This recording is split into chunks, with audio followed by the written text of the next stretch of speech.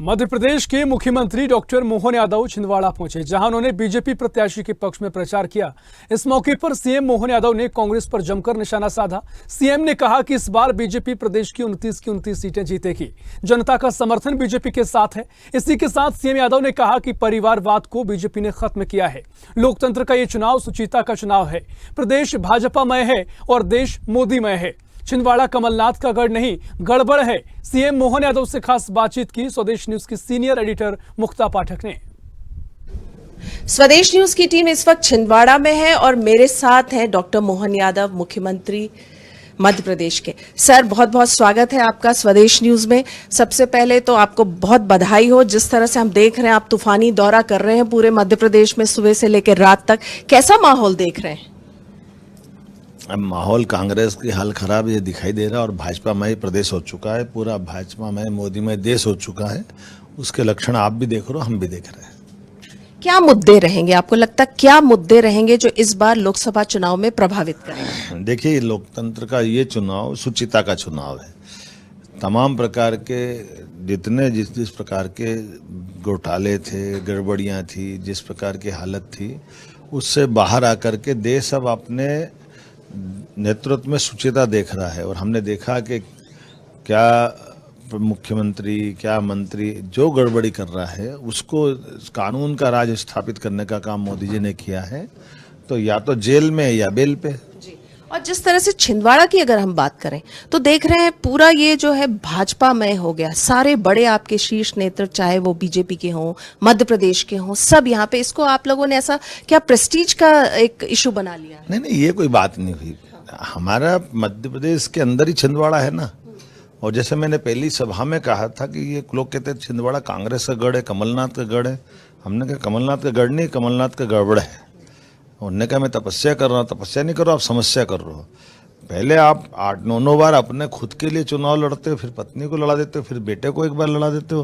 क्या 10 बार बेटे को लड़ाओगे? यहाँ के लोग, स्थानीय लोग अपना अपना खुद का सांसद नहीं बना सकते। ये छिंदवाड़ा कोई पाकिस्तान का हिस्सा है क्या? छिंदवाड़ा मध्य प्रदेश का है, देश का हिस्सा है। लोकतंत्र में हर एक को मौका मिलना चाहिए। आज बंटी को मिला, कल किसी और को मिलेगा। और भाजपा की लड़ाई इसी बात की कि लोकतंत्र को लोकतंत्र की तरह स्थापित करो, परिवार तंत्र मत बनाओ। कांग्रेस ने पूरे देश में और कांग्रेस सहित सारे सहयोगी गठबंधन ने केवल परिवारों की सत्ता बनाने का जो एक नया अभियान चलाया, ये आधुनिक समय के राजकुमार है। इन राजकुमारों को जनता बर्दाश्त नहीं कर रही है। अभी अगर हम मध्य प्रदेश कांग्रेस की बात करें तो वहां इतनी गुटबाजी है जो चरम पे है। जीतू पटवारी जी एक दिशा में जा रहे हैं, उमंग सिंगार घर के अंदर बंद हो गए हैं। क्या लग रहा है? आप लोग दावा कर रहे हैं 29 की 29 सीट। आपने दोनों बात कर दी, अब मेरे को क्या बोलना है?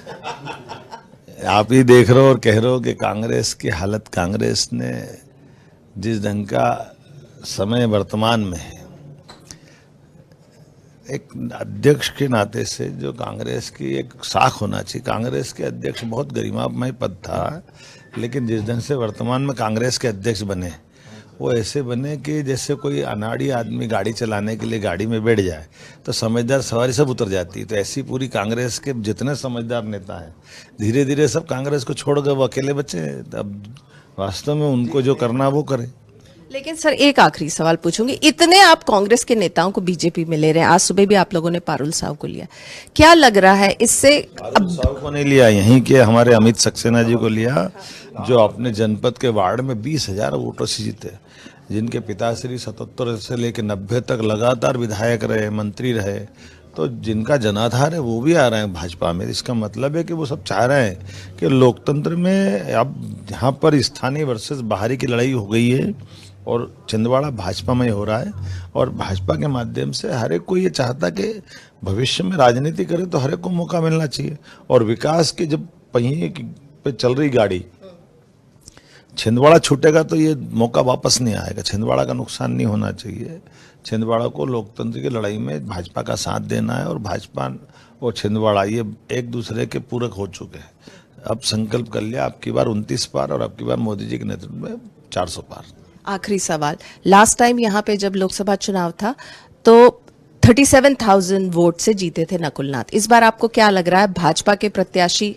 मैं आपसे कह रहा हूँ प्रचंड बहुमत से भाजपा जीतेगी। जो अब आप याद दिला रहे हो, उस समय कमलनाथ जी की स्वयं की सरकार थी और एक बार उनने बेटे के नाम पर अपने दुहाई देते हुए जनता के बीच में, मेरा बेटा पहली बार है, तो पहली बार बेटा तो को लॉन्च किया था उनने, जनता ने थोड़ा सहानुभूति दिखाते मौका दे दिया, लेकिन बेटा उस लायक नहीं रहा है कि वो दोबारा चुनाव में आए, और जनता ने देख लिया पूत के पांव पालने में नजर आ गए, इसलिए जनता बर्दाश्त नहीं करेगी। सर लेकिन अभी भी कमलनाथ जी एकदम इमोशनल कार्ड खेल रहे हैं। वो लगातार कह रहे हैं कि मैंने इस जगह को सींचा है, मैं यहाँ का हूँ, नहीं छोड़ूंगा। देखिए, झूठ के पांव नहीं होते और पूत के पांव पालने में दिख जाते हैं। एक बार झूठ परवान चढ़ जाता, बार बार झूठ नहीं चढ़ता है, और इसका कीमत कांग्रेस चुकाएगी। जनता ने और दीपक सक्सेना जी से लगा करके जितने भाजपा ज्वाइन कर रहे हैं, सभी नेताओं ने एक स्वर से कहा कि कमलनाथ जी की बात अलग थी, अब नकुलनाथ जी आ गए, क्या नकुलनाथ जी के कल बेटे या बेटी हो जाएंगे, वो आएंगे, फिर उनके बेटे बेटी हो जाएंगे, वो आएंगे। तो यहाँ के लोग खाना खाते, घास नहीं खाते। सबको दिखता है कि ये लीडरशिप का तरीका नहीं। आपके बेटे के पास बहुत धन है, भारत का सबसे धनी प्रत्याशी हो सकते हैं, लेकिन धन से काम चलता तो दुनिया में फिर होता क्या है? यहाँ बड़े बड़े लोगों की सत्ता चलती है, गरीब परिवार का आदमी प्रधानमंत्री बन के नहीं बैठता है। यहाँ योग्यता होना चाहिए, योग्यता के साथ पार्टी की निष्ठा होना चाहिए, पार्टी के सिद्धांत होना चाहिए, पार्टी भाव परिवार भाव होना चाहिए। और कांग्रेस ने तो कदम कदम पे झूठ बोला, झूठ की पराकाष्ठा की, हर एक को मूर्ख बनाया। अब जनता सब समझ चुकी, कोई मूर्ख नहीं बनेगी। जी सर, आपने स्वदेश न्यूज को अपना समय दिया, आपका बहुत बहुत धन्यवाद। और मैं चाहूंगी जाते जाते स्वदेश न्यूज के दर्शकों को आप कुछ कहना चाहें। अब की बार 29 पार सभी भाजपा का साथ दे। अब की बार मोदी सरकार देश और दुनिया में भारत का मान बढ़ाने के लिए, सम्मान बढ़ाने के लिए, लोकतंत्र की शुचिता लाने के लिए, गलत लोगों का रास्ता सरकारी भवन की तरफ दिखाने के लिए, आम आदमी को स्वतंत्र रूप से भारत भर में घूमने के लिए मौका देने के लिए एक बार फिर मोदी सरकार। सर आपने स्वदेश न्यूज को, आपने इतने बिजी शेड्यूल में समय दिया और हमसे इतनी सारी बातचीत की, इतने अच्छे से बात की, आपका बहुत बहुत धन्यवाद सर। तो ये थे डॉक्टर मोहन यादव जी, एकदम कॉन्फिडेंस से लवरेज हैं। उनका मानना है कि छिंदवाड़ा इस बार बीजेपी छिंदवाड़ा को फतह करके ही रहेगी, क्योंकि उनका मानना है कि परिवारवाद का जो मुद्दा है वो इस बार काम नहीं करेगा छिंदवाड़ा में। स्वदेश न्यूज के लिए छिंदवाड़ा से कैमरामैन राकेश के साथ मुक्ता पाठक।